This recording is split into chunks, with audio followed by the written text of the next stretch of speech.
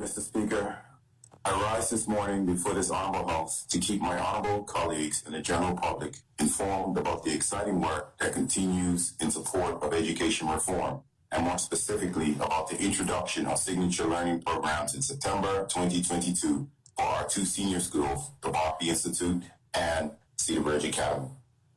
Mr. Speaker, this will be a first time for our students, a first time for our schools, and a first time for Bermuda.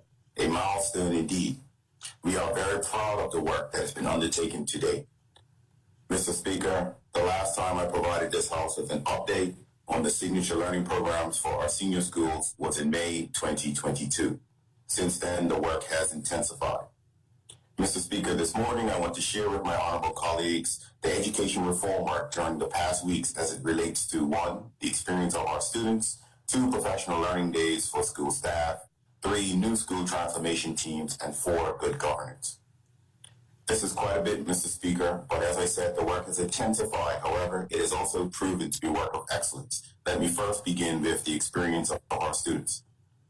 In a previous statement read in the House in May this year, I shared that in September 2022, incoming S1 students entering the Barclay Institute and Cedar Ridge Academy will be educated in a way that has never been done before.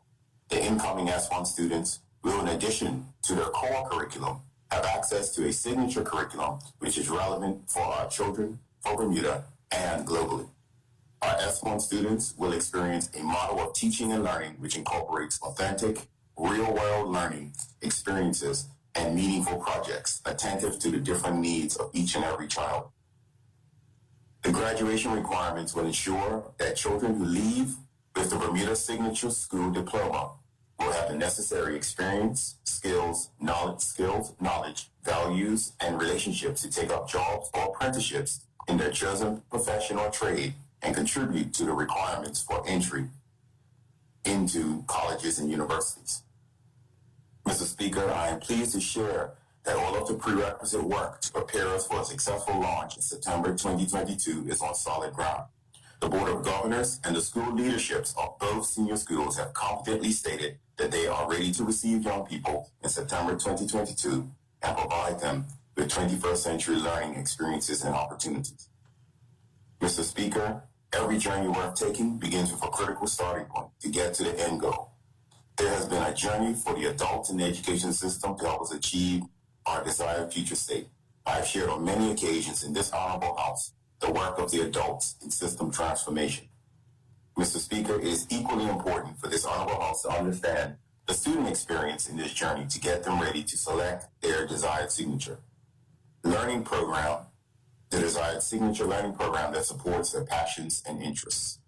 In preparation for September 2022, the program was created to engage current M3 students and parents in a taster program that took them through a journey of self-reflection into their own passions and interests, and exposure to the opportunities and careers of the signature learning program on offer at our two senior schools. Through regular communication and shared resources and activities with M3 teams and families, conversations and research into the various signature tracks went beyond the classrooms. At home, parents were able to talk with their children about the opportunities ahead. Mr. Speaker, the involvement of parents engaging their children at home was critical. In the end, the response to the taster program for both educators and students was very positive. Educators found it particularly helpful for the young people to have the opportunity to discuss their talents, interests, values, passions, and strengths, and learn more about who they are as an individual. For students, there was excitement on how their current interests could translate into a wide range of career options. In fact, the process was most inspiring for some. Mr. Speaker, let me share comments made by some of our M3 students that's extremely encouraging. One M3 student stated, "This has made me look into going away to university, which I was unsure about before." Another M3 student shared, "By doing a taster, I found out some new things about myself that led to interest in new careers. It was very helpful as I was able to learn new things about digital marketing, sales manager, interior design, all of which interest me." Yet another M3 student stated, "Prior to the taster program, I had my mind made up that I was going to do a particular career. However, the program opened my eyes to different career paths." This comment encapsulates the ultimate goal for our young people as it pertains to the process of selecting their signature pathway. Mr. Speaker, a longer, more comprehensive taster program is currently under development. The positive and constructive feedback we have received from our students that allow the school choice team to refine the work for the next set of M3 students.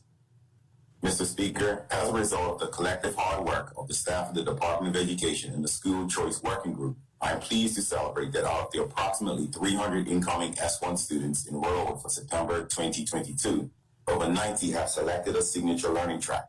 The remaining students, while having selected a general track, will still be immersed in the new features of learning and schooling. Mr. Speaker, I now wish to share about professional learning days for school staff. In May of this year, I announced early school closure for the 2021-22 school year. The rationale behind being to continue to engage each and every teacher across the island in professional learning on the features of our transformed system. The continued transformation of our school system is a complex and challenging undertaking that requires the engagement of every educator. The extra 3 days at the end of the term allow for schools to work with undivided attention, ensuring that we are even more prepared for the next design and implementation phases. Our currently established senior school signature transformation teams and subject teachers had the opportunity to refine and finalize the curriculum, scheduling, and other features of the signature learning programs in September 2022. At the same time, the remaining senior staff members were engaged in professional learning communities where they gained more insight into the major features of signature learning that have been under development for the last 2 years. Simultaneously, our preschools, primary schools, and middle schools engaged in professional learning to expand their knowledge around high-impact teaching strategies. Over the 3 days, they took opportunities to determine implementations of these best practices in their buildings when school commences in September 2022. Additionally, our 2 new parish primary school transformation teams, along with their entire school staff, worked rigorously to begin development of our transformed parish primary school set to open in September 2023. Mr. Speaker, I would now like to expand a bit more on the new school transformation teams. The Ministry of Education has now onboarded the second wave of school transformation teams to participate in the designing, prototyping, and implementation of new models of teaching, learning, and schooling for September 2023. These school transformation teams will bring together education professionals, parents, business, and community members who are passionate about redesigning Bermuda's public schools to best prepare our young people for a purposeful and thriving future.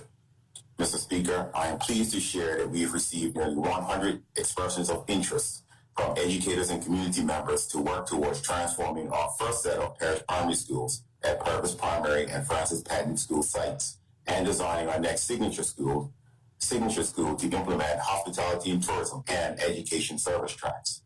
The past few weeks of onboarding and early stages of design and co-creating has set the stage for development of this next phase of the transformation. Mr. Speaker, the last topic I want to share about is governance. Research shows that lessons from high-performing education systems look beyond teaching and learning to focus on ensuring the policy, governance, and operational systems are in place to ensure the success of all educators. Plan 2022 recognized and called for a review of the system's current structure, and Bermuda First called for the introduction of an education authority in their 2019 Future State Report. Mr. Speaker, there needs to be good governance to sustain and support reform. Governance that's not subject to day-to-day political interference.